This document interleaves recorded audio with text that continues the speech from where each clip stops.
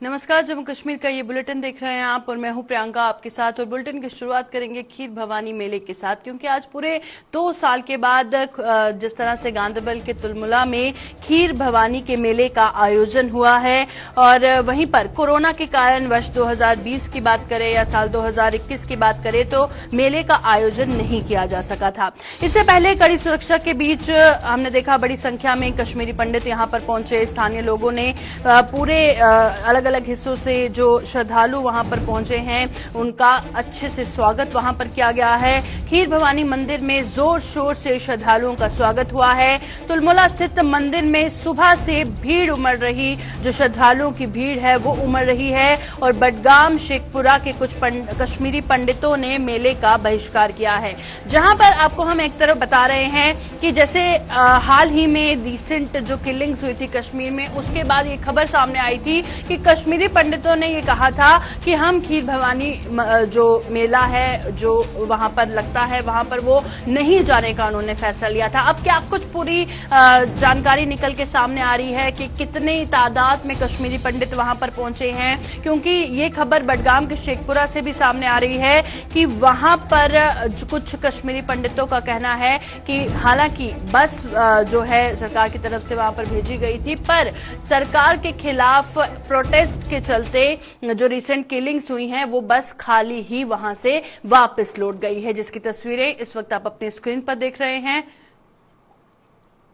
तो चलिए, हमारे साथ एक तरफ सलीम वानी गांदरबल से ज्वाइन कर चुके हैं और दूसरी तरफ सैयद तजम्मुल इस्लाम हमारे साथ लाइव ज्वाइन किए हुए हैं। सलीम वानी से सबसे पहले जानेंगे। सलीम, बताइएगा, आप सुबह से ही खीर भवानी पर मौजूद हैं, जो मेला वहां पर आज लगा हुआ है, कितनी तादाद में कश्मीरी पंडित पहुंचे हैं? क्योंकि हाल ही में जो कश्मीर में हालात बने थे उसके बाद कुछ कश्मीरी पंडितों ने यह भी कहा था कि हम खीर भवानी मेले में नहीं जाएंगे, जिस तरह का वहां पर माहौल है। पहले तो आप जानकारी दीजिएगा, फिर हम तजम्मुल से जानेंगे कि कुछ कश्मीरी पंडित हैं जिन्होंने बहिष्कार किया है और वो वहां पर नहीं पहुंचे हैं। जी सलीम, बताइएगा, ग्राउंड से तस्वीरें क्या कुछ सामने आ रही हैं?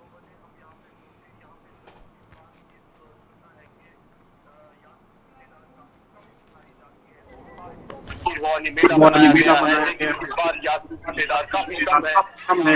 यहाँ पे बीजेपी का जनरल सेक्रेटरी अशोक गोल भी आया था सुबह सुबह, उसने ये बोला था कि दोपहर के बाद इस रश को बढ़ भी सकता है, लेकिन यहाँ पे जो ऑन ग्राउंड सिचुएशन है, यात्रियों की तादाद काफी कम है। मायूसी तो लोकल को भी है, मायूसी तो यात्रियों को भी है, क्योंकि तादाद बहुत ही कम है। अदरवाइज जो सदियों से जो खीर भवानी मेला माना जाता था, यहाँ पे 1 लाख के करीब लोग आते थे, लेकिन इस बार जो दिखने को कुछ अलग ही मिलता है, काफी कम तादाद है यात्री की। और यहाँ पे मायूसी लोकल्स को भी है, क्योंकि उनके पास भी उम्मीद होती थी कि खीर भवानी मेला मनाया जाएगा, लेकिन जो यात्री भी है यहाँ पे उनको भी यहाँ पे मायूसी है कि कम तादाद में यात्री आए हैं। इंतजाम तो बड़े अच्छे हैं, हर तरफ के सीट सिक्योरिटी भी है, एडमिनिस्ट्रेशन की तरफ से इंतजाम है।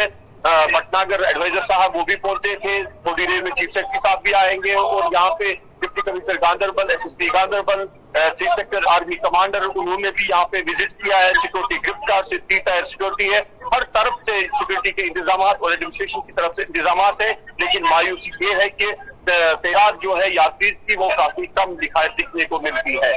बिल्कुल, वहीं पर चलिए करते हैं श्रीनगर का सैयद तजम्मुल इस्लाम भी हमारे साथ लगातार ज्वाइन किए हुए हैं। सलीम, आप बने रहिए हमारे साथ। तजम्मुल, बताइएगा, क्योंकि इस बार जो खीर भवानी मेले का आयोजन हुआ है, हर किसी को बहुत उत्सुकता थी इसे लेकर, क्योंकि बहुत मान्यता है इस मेले की, और वहीं पर जहां पर एक तरफ कश्मीरी पंडितों या फिर हिंदू कम्युनिटी के लिए बहुत मान्यता रखती है और जो लोकल्स हैं वो भी बहुत खुश रहते हैं कि उनको भी वेलकम करने का मौका मिलता है। आज लोकल्स में भी मायूसी है और माहौल के चलते जिस तरह से जो रिसेंट किलिंग्स हुई, ये ऐलान भी किया गया था कि वहां पर वो नहीं जाएंगे। कुछ तस्वीरें बडगाम से भी सामने आई हैं जहां पर उन्होंने इसका बहिष्कार किया है और जो बसें हैं वो खाली ही लौटी हैं। और क्या कुछ इस हवाले से जानकारी मिली है? प्रियंका, देखिए, हमें इस चीज को भी समझना होगा कि जम्मू कश्मीर में जब पीएम पैकेज के तहत जिन मुलाजमीन को अपनी जानों की कुर्बानियों से भी गुजरना पड़ा, ये सरकार ने कोशिश की है और ये सरकार के हाथ में भी उतना नहीं है। जिस तरह से अनआइडेंटिफाइड गनमैन ने राहुल भट्ट और बाकी कई अहम शख्सियात की किलिंग की, जिसके बाद ये मेला खीर भवानी का पहली बार लगा। चूंकि कोविड-19 के बाद 2 साल के बाद अब दोबारा पंडित जो हैं जम्मू कश्मीर के मुख्तलिफ जो मुल्क के मुख्तलिफ इलाकों में रिहाइश पजीर है वहां से आना शुरू हो गए। एक वक्त ऐसा भी था कि शायद मेला खीर भवानी जम्मू कश्मीर में सिक्योरिटी सिनेरियो और उसके बाद लगातार जो हिलाकतें हुई शायद इसको मुअत्तल किया जाएगा और अगले साल इसका प्रोग्राम रखा जाएगा। बाद में सलीम साहब ने ही डिप्टी कमिश्नर मुतल्लिका से बातचीत की, उन्होंने आश्वासन दिया तमाम तर इंतजाम मुकम्मल है, मेला खीर भवानी जो है रिवायती जोश और खरोश के साथ मुनक्किद हो पाया। लेकिन बड़ी बात यह है कि शेखपुरा से जो हमें अप साउंड बाइट्स आई है वहां पर वहां के पंडितों की, उन्होंने कहा कि वो बहिष्कार करेंगे, वो नहीं जाएंगे उस जगह पर। और उन्होंने ये भी इंकशाफ किया कि कुछ बसें आई, हालांकि उन्होंने बड़े सूझबूझ के साथ अल्फाज का इस्तेमाल किया। उन्होंने कहा कि पहली बार बसें नहीं आई, पहली बार अनाउंसमेंट्स नहीं आई कि आप शेखपुरा ट्रांजिट कैंप से बाहर आए या रिहायशी फ्लैट से बाहर आके आप मेले में शिरकत कीजिएगा, ये रूटीन है और ये चलता रहता है। तो उन्होंने कहा कि जगती से भी कुछ बसें गई थी लेकिन खाली लौट आए। हालांकि जो अप साउंड बाइट वहां के पंडितों का है उनके मुताबिक कुछ लोगों को वहीं से किराए पे लाकर बसों में रखा गया था, बाद में खाली बसें जो है जगती कैंप से और शेखपुरा से वापस चली गई। हालांकि general secretary organisation BJP Ashok Koul ji जो कि खुद इस दौरे पर हैं, और इसके अलावा जिस तरह सलीम साहब ने बताया कि जिला एडमिनिस्ट्रेशन पुलिस के अफसरान मौजूद हैं और सीनियर एडवाइजर भट्टागर साहब मौजूद रहेंगे, हो सकता है एलजी साहब भी वहां से गुजरेंगे। लेकिन जो हालात इस वक्त हैं, जो इस वक्त अदम तहफ़्फ़ुज़ के शिकार खुसूसन कश्मीरी महाजन पंडित लोग हैं, उन्होंने अपनी जान की परवाह न करते हुए जम्मू कश्मीर में अपनी जिंदगी को यहाँ गुजारने का जो सिलसिला था उसको आगे बढ़ाया। लेकिन जो नुकसान जान का हो उसके बाद इस मेले की परछाइयां हमें नजर आई, कम ही सही, लेकिन हम उम्मीद करते हैं कि जो वक्त आगे बढ़ेगा हो सकता है कि इसमें जो अकीदतमंद हैं या इसमें जो यात्री हैं उनकी तादाद में भी इजाफा होगा। जी बिल्कुल, उम्मीद है कि अब जो है आगे आने वाले वक्त में इजाफा हो। पर सलीम बताइएगा, आप सुबह से वहां पर मौजूद हैं, जम्मू से कितनी तादाद देखी जा रही है कश्मीरी पंडितों की वहां पर पहुंची है? कश्मीर से जो आपने बातचीत भी की तमाम कश्मीरी पंडितों से, उनका क्या कुछ कहना था इस हवाले से?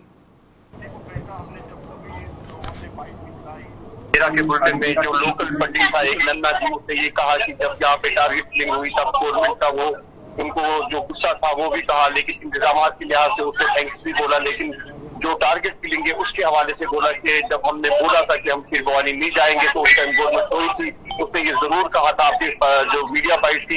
लेकिन साथ साथ अगर कहेंगे कि जो जम्मू के पंडित लोग हैं उन्होंने ये भी कहा था कि हम बाइकाट करेंगे जाने को, लेकिन उसका असर जरूर यहाँ पे दिखने को मिलता है। कल शाम को 14 बसेज में जो 250 के करीब यात्री पहुंचे थे, उसके बगैर भी जो अपनी गाड़ियों में आए, जो मुझे लगता है कि काफी कम तादाद, हम फिगर नहीं बताएंगे क्योंकि उसके बहुत सारे वजूहात होते हैं, लेकिन इस बार जो काफी कम तादाद है खीर भवानी मंदिर में।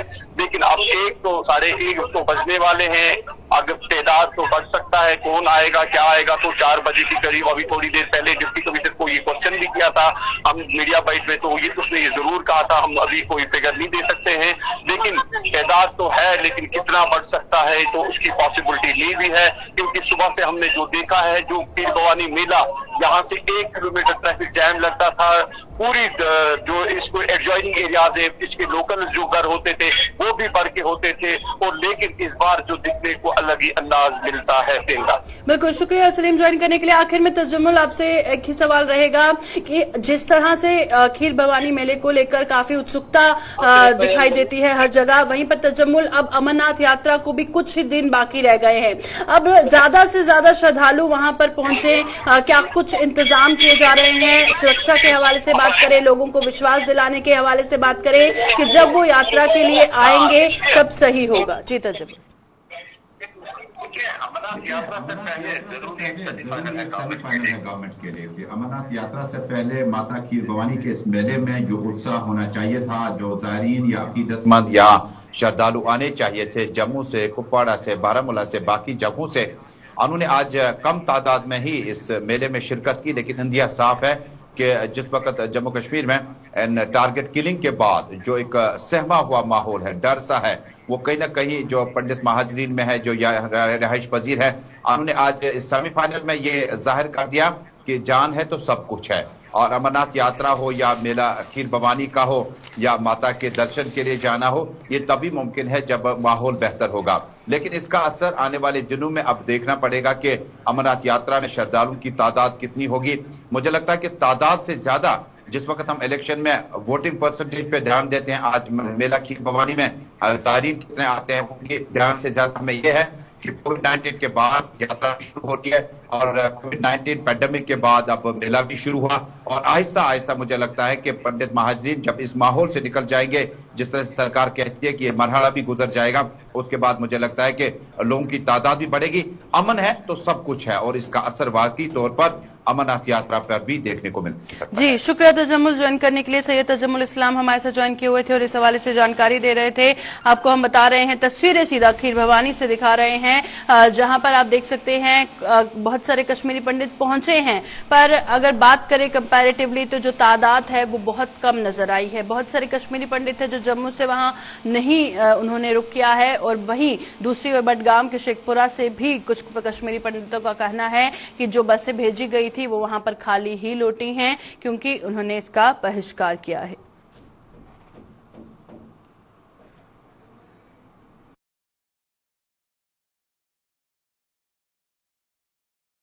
तो चलिए अब रुक करते हैं हम श्रीनगर का, क्योंकि श्रीनगर के सिटी हॉस्पिटल से खबर सामने आ रही है कि वहां पर डॉक्टर्स हड़ताल पर हैं।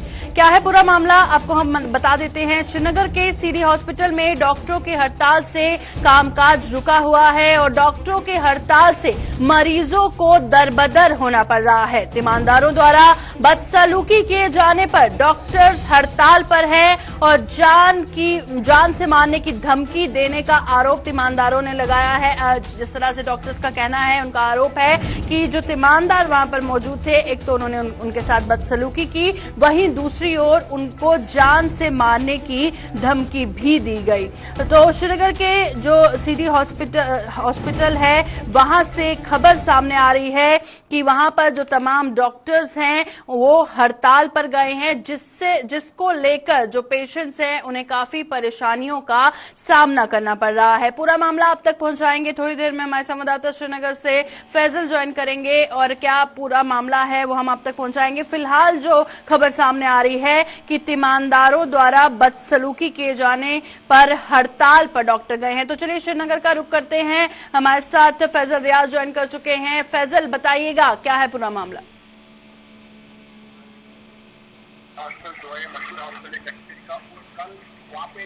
कल वहाँ पे एक लेडी पेशेंट बरजुहामा से आई थी जो कि डॉक्टर्स के मुताबिक बीमार थे और वो उनका कहना है कि वो प्योर शॉक के दौरान हमने उनको ऑक्सीजन लगाया।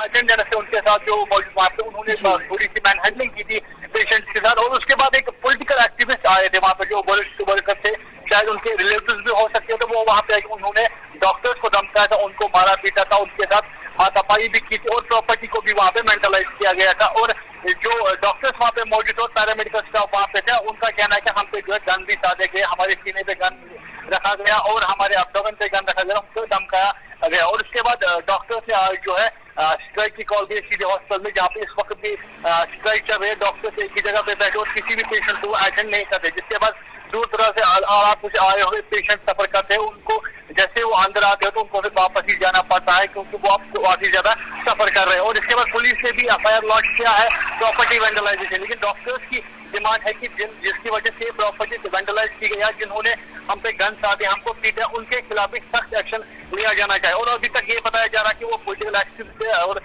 डीडीसी मेंबर भी है, वो उन्होंने इलेक्शन भी लड़ा है हारवन से, तो वो वही है, उन्होंने जो वहाँ पे वो तोड़-फोड़ की है और डॉक्टर्स को धमकाया। इस वक्त अगर आप देखिए डॉक्टर्स की जो इस वक्त हालत है वो काफी तशवीशनाक है क्योंकि वो बहुत ज्यादा डरे हुए हैं और हमने बात करने की कोशिश की वहाँ से, लेकिन उनकी आंखों से आंसू जा रही है और वो रो रहे हैं कि हमने क्या किया था, हमने पूरी कोशिश की थी कि पेशेंट को जो है बचा सके, लेकिन हमारी कोशिश जो है नाकाम हो गई। और जो उनके अहले खानम का कहना है कि डॉक्टर्स ने नेग्लिजेंस की है, लेकिन जो डॉक्टर्स कहते हैं हमने पूरी कोशिश की थी, लेकिन वो उन्होंने अपना ऑक्सीजन उतारा पेशेंट से और बाथरूम चले गए, बाथरूम से वापस आकर उनकी डेथ हो गई, जिसमें हमारा कोई हाथ ही नहीं। और इसके बाद अगर हम देखें इस वक्त पूरी हालत जो है काफी तशवीशनाक हॉस्पिटल में, किसी भी पेशेंट को जो देखा नहीं जा रहा, जिसके बाद वो भी काफी ज्यादा सफर कर रहे हैं। हमने पेशेंट से भी बात की, पेशेंट का कहना है कि अगर अभी एक पेशेंट वहाँ पे मर गया होता, लेकिन इसका मतलब नहीं कि डॉक्टर सब सभी पेशेंट को यहाँ पे मार देंगे। हम दूर दराज इलाकों से आए, कम से कम हमें देखे, जो भी इमरजेंसी पेशेंट होगा उनको आप अटेंड कीजिए, उनके मसले में क्या कुछ हुआ है। लेकिन डॉक्टर इस वक्त उस हालत में नहीं है कि वो उनके साथ कोई उनको देख सके और उनका ट्रीटमेंट कर सके। इस वक्त आप देखिए एलसीपीओ वहाँ पे मौजूद था, एसएचओ वहाँ पे मौजूद, डॉक्टर्स के साथ वो मीटिंग कर रहे थे कि और डॉक्टर्स का लगातार ये मुतालबा है कि जो एक्यूज है उनको उनपे एफआईआर लॉन्च किया जाए, उनको सख्त से सख्त सजा दी जाए, क्योंकि हमने लगातार कोविड-19 में सीडी हॉस्टल में बहुत ही अच्छी कारकर्दगी दिखाई कि हजारों की तादाद में हमने पेशेंट्स को वहाँ पे अटेंड किया है और बेस्ट सर्विस हमने प्रोवाइड किया। जिस तरह से आपको मैं ये भी बता दूं कि प्रधानमंत्री ने भी सीडी हॉस्टल का हमले की तारीफ की थी कोविड-19 के दौरान। उनका ये भी कहना है कि अगर हमारे साथ ही ऐसा होगा जिन्होंने इतनी अच्छी खदमात दी है तो बाकी हॉस्टलों का तो हम बात ही नहीं करेंगे। हमने सीडी हॉस्टल से अथॉरिटी की बात करने की कोशिश, उनका कहना है कि हम जो स्टेटमेंट भी अभी जारी करेंगे उसमें हम पूरा मामला जो है सामने रखेंगे एक्चुअल में हुआ क्या था। हम कौम की खिदमत करते हैं लेकिन ऊपर हमें इस तरह से ट्रीट किया जाता है जैसे कि हमने कुछ जुर्म किया और हम किसी तरह एक्टिविटी से मुलव्वस है। बिल्कुल फैजल, क्योंकि जहां पर एक तरफ फैमिली का कहना है कि हॉस्पिटल की नेग्लिजेंस की वजह से जो है खातून की जान गई है, वहीं दूसरी ओर डॉक्टर्स का कहना है कि उन घर वालों पर जिन्होंने तोड़फोड़ की है या फिर उनके साथ बदसलूकी की है उन पे कड़ी से कड़ी कार्रवाई होनी चाहिए। अब हालांकि जब पूरी तरह से तहकीकात होगी, पुलिस इन्वेस्टिगेट करेगी और उसके बाद कानूनी दायरे के तहत जो भी कार्रवाई होगी वो होगी, पर सवाल इस बीच ये है कि जो पेशेंट्स अभी वहां पर मौजूद है, अभी दरबदर हो रहे हैं, अभी डॉक्टर्स उनको अटेंड नहीं कर रहे हैं, कब तक नहीं करेंगे? और इसी बीच अगर किसी और पेशेंट को कुछ हो जाता है फिर उसका जिम्मेदार कौन है? देखिए बिल्कुल, अगर हम कल की बात करें तो कल एक डेथ हो गई, लेकिन जो कि बहुत ही बदकिस्मती की बात है, होना नहीं चाहता हॉस्टल में। लेकिन आप देखिए, आप जितने भी पेशेंट्स आ रहे हैं उनका ये कहना चाहते हैं, मैं पहले का वो कहा एक पेशेंट मरा है, लेकिन इसका मतलब ये नहीं कि अब डॉक्टर सब किसी को अटेंड नहीं करेंगे, सभी मर जाएंगे।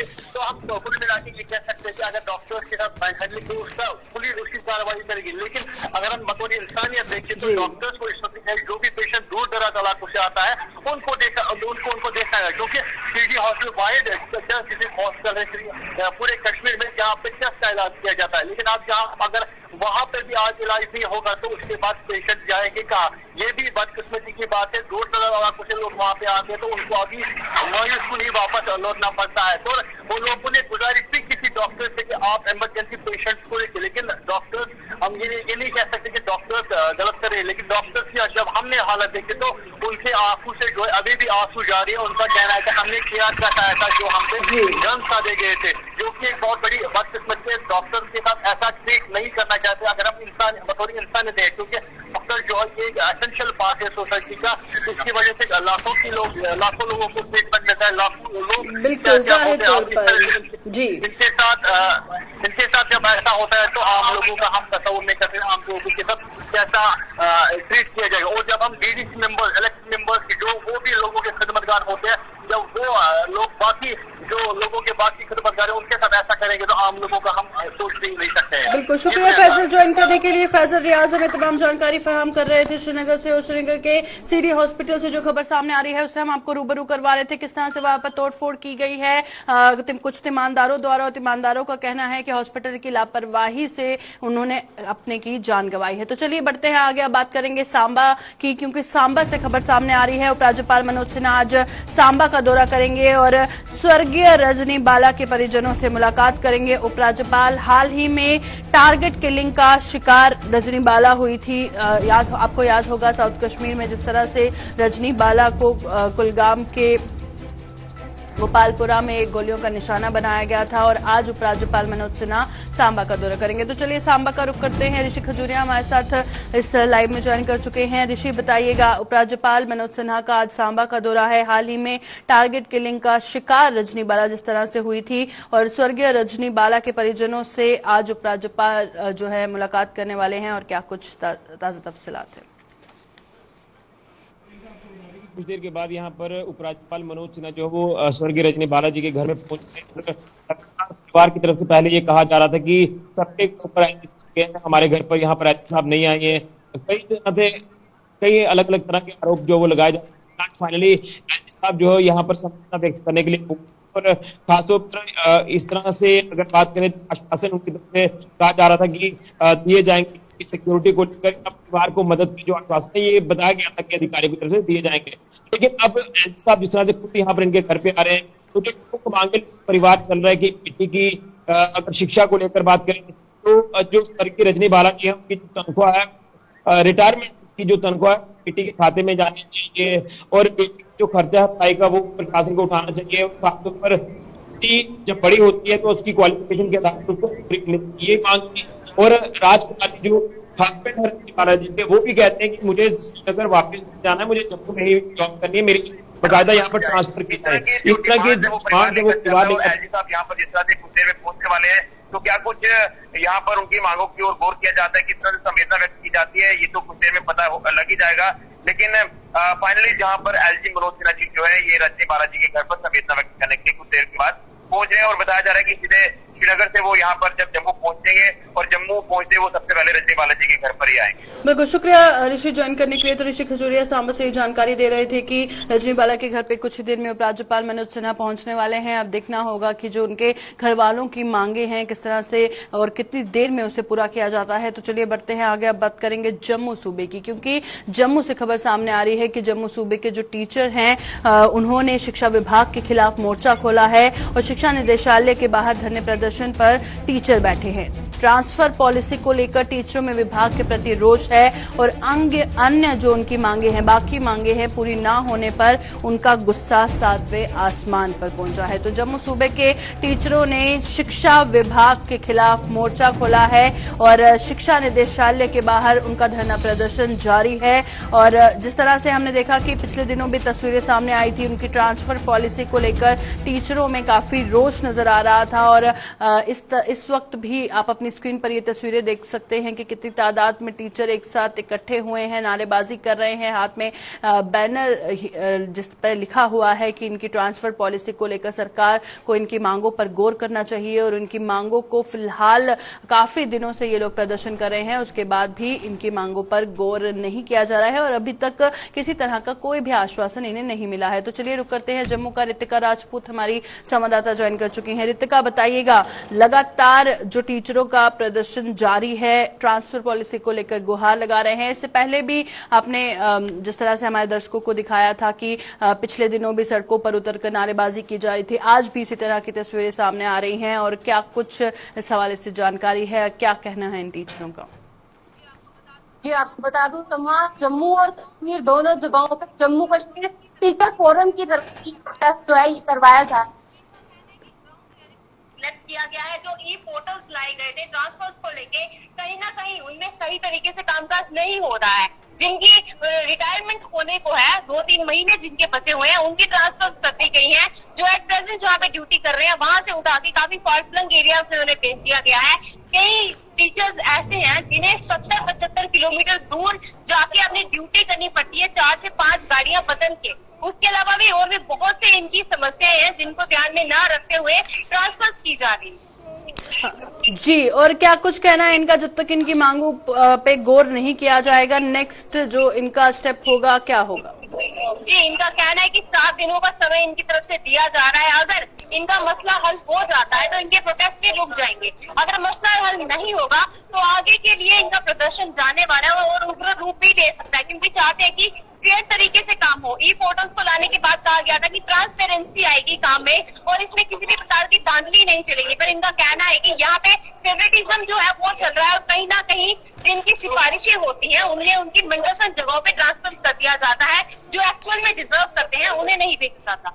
जी, शुक्रिया रितिका ज्वाइन करने के लिए और ग्राउंड से ये तस्वीरें भी दिखाने के लिए। तो जिस तरह से रितिका राजपूत जम्मू से ये तस्वीरें दिखा रही थी और आपने देखा कि टीचरों ने किस तरह से शिक्षा विभाग के खिलाफ मोर्चा खोला है और शिक्षा निदेशालय के बाहर धरना प्रदर्शन पर कई भारी तादाद में जो टीचर है वो वहां पर बैठे हुए हैं।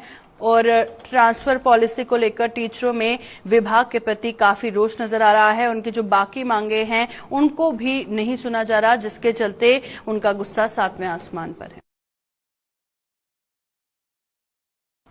कश्मीर घाटी के अलग अलग इलाकों में पीएम पैकेज के तहत नियुक्त किए गए जम्मू सूबे के आरक्षित वर्ग सरकारी मुलाजिमों का धरना प्रदर्शन आज जम्मू में लगातार 8वें दिन भी जारी रहा। इन मुलाजिमों ने एक बार फिर दोहराया कि कश्मीर घाटी में हिंदू समुदाय के सरकारी मुलाजिम सुरक्षित नहीं हैं, लिहाजा हालात सामान्य होने तक उन्हें जम्मू सूबे के जिलों में तैनात किया जाए। अब यहाँ पे जितने भी जम्मू वेस्ट एम्प्लॉयज़ हैं जो अलग अलग डिपार्टमेंट्स में कश्मीर में जॉब कर रहे हैं, अब यहाँ इकट्ठे होके बैठे हैं, हम प्रोटेस्ट कर रहे हैं। हम तब तक वापस नहीं जाएंगे जब तक हमारी ट्रांसफर पॉलिसी कोई गवर्नमेंट नहीं बनाती है, क्योंकि हम वहाँ सेफ ही नहीं है। दुनिया जानती है वहाँ आए दिन किलिंग हो रही है, इसलिए हम वहाँ सेफ नहीं है। हम वहाँ से वापस आ गए हैं। अब जब तक गवर्नमेंट हमारी डिमांड पूरी नहीं करती हम यहाँ से हिलेंगे नहीं। अभी के बुलेटिन में फिलहाल इतना ही। दीजिए इजाजत। नमस्कार।